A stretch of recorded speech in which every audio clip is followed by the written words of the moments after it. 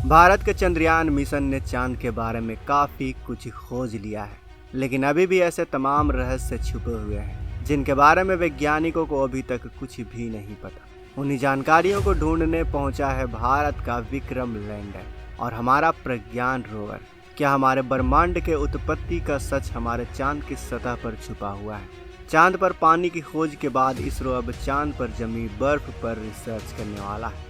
हमारा प्रज्ञान रोवर अब चांद की सतह की बनावट को समझने लगा है। दरअसल अंतरिक्ष में चांद धरती का सबसे पड़ोसी है। पिछले 6 दशकों में इंसानों ने 100 से भी ज़्यादा मून मिशन को अंजाम दिया है।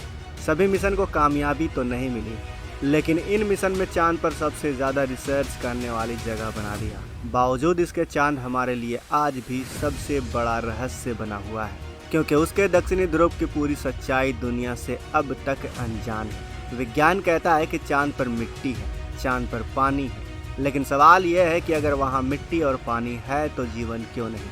क्या भारत का चंद्रयान 3 इस सवाल का जवाब पता करने वाला है? चांद पृथ्वी के चारों ओर चक्कर लगाता है, लेकिन हमें चांद का एक ही हिस्सा दिखाई देता है। चांद का दूसरा हिस्सा धरती से दिखाई नहीं देता और इसे चांद का डार्क साइड कहा जाता है, जिसे धरती से देखना मुमकिन ही नहीं है।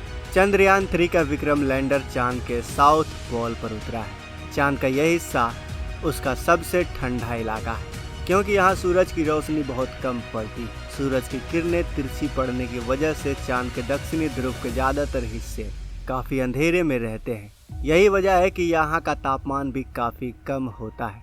अमेरिकी स्पेस एजेंसी नासा के एक रिपोर्ट के मुताबिक दक्षिणी ध्रुव के कुछ हिस्सों पर सूरज की रोशनी पड़ती ही नहीं। जहाँ सूरज की रोशनी पहुँचती है वहाँ का तापमान करीब 54 डिग्री सेल्सियस रहता है, लेकिन चांद के दक्षिणी ध्रुव के ज़्यादातर हिस्सों पर सूरज की रोशनी नहीं पड़ती और इसी वजह से वहाँ का तापमान -248 डिग्री सेल्सियस तक पहुँच जाता है।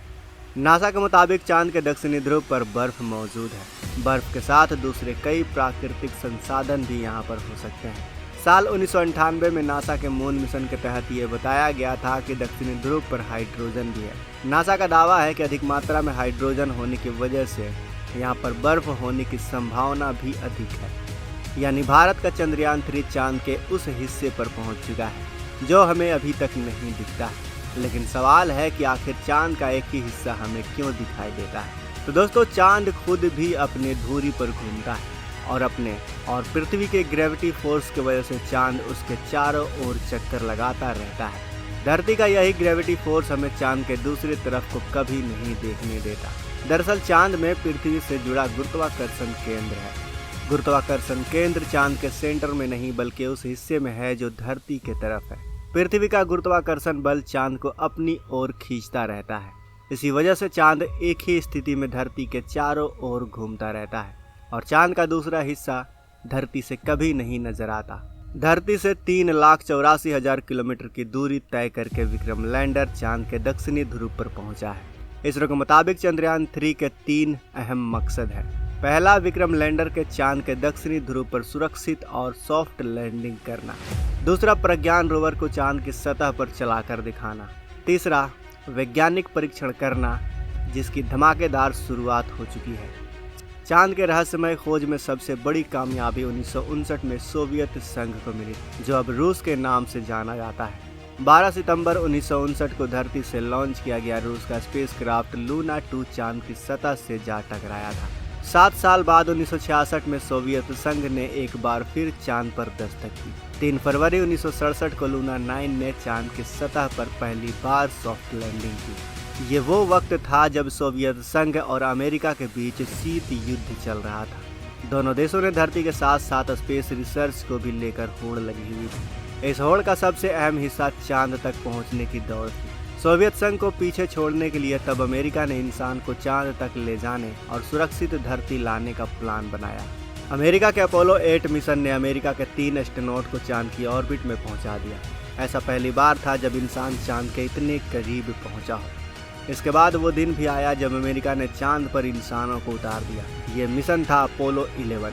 अपोलो 11 के जरिए अमेरिका ने चांद तक ऐसी छलांग लगाई जिसे आज तक कोई दूसरा देश दोहरा नहीं पाया है। वो छलांग थी चांद पर इंसानों का पहला कदम 20 जुलाई 1969 को।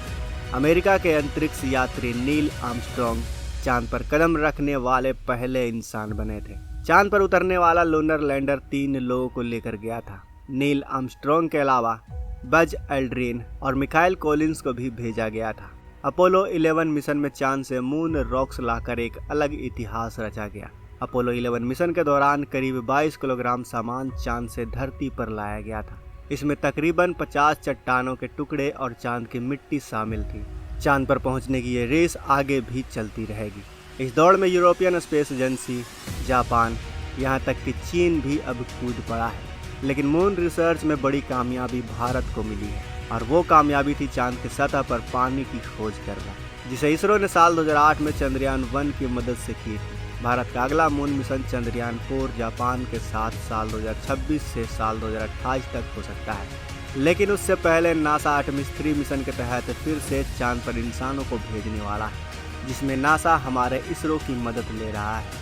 जरा सोचिए दोस्तों, नासा जैसी बड़ी स्पेस एजेंसी हमारे इसरो की मदद ले रहा है ना। हम भारतवासियों के लिए ये गर्व की बात। ऐसे में दोस्तों, हमारे इसरो के लिए इस वीडियो को लाइक करना, अपने दोस्तों के साथ शेयर करना तो बनता है।